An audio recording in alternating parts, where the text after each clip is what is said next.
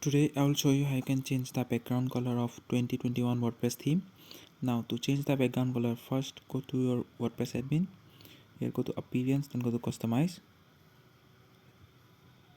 Now in the customizer, go to colors and dark mode. Here click on the background color option. Now in the color picker, select the color you want your background to have.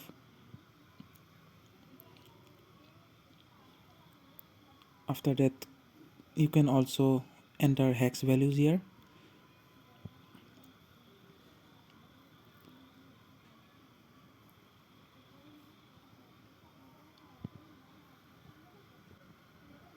If you don't know hex values, then just use the color picker.